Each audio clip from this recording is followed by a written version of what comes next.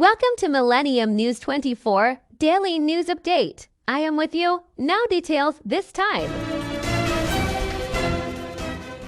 Power outages could last weeks in parts of Houston, an official warned Friday after.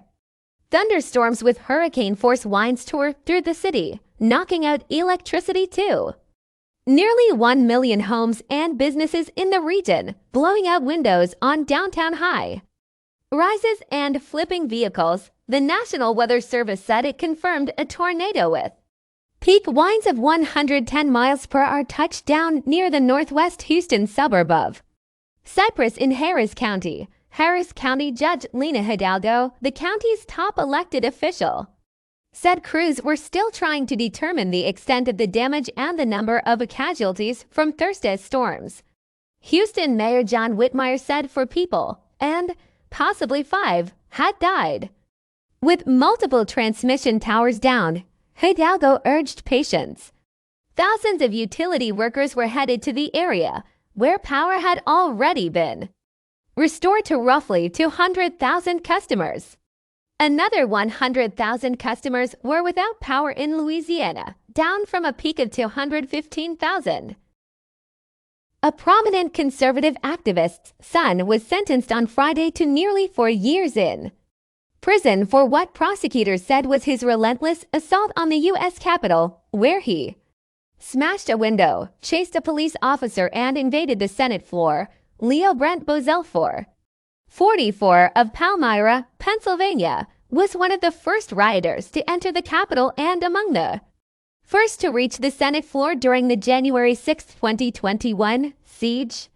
Bozell's father, L. Brent Bozell III, founded the Media Research Center, the Parents Television Council, and other conservative media organizations.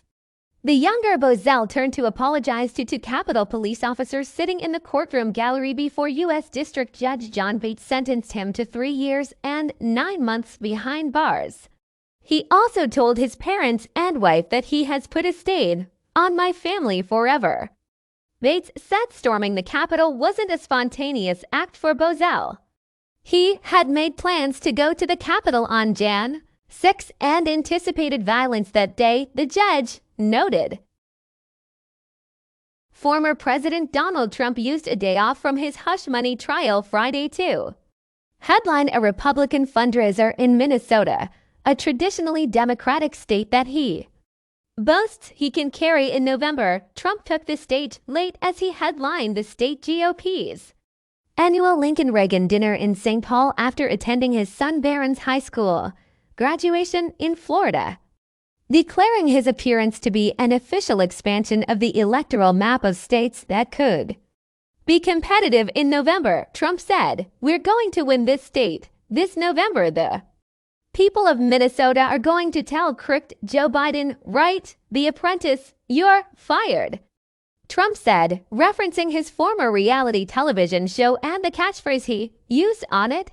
Trump was using part of the day granted by the trial judge for the graduation to campaign in Minnesota, a state he argues he can win in the November rematch with President Joe Biden. No Republican presidential candidate has won Minnesota since Richard Nixon in 1972, but Trump came close to flipping the state in 2016 when he fell 1.5 percentage points short of Democrat Hillary Clinton.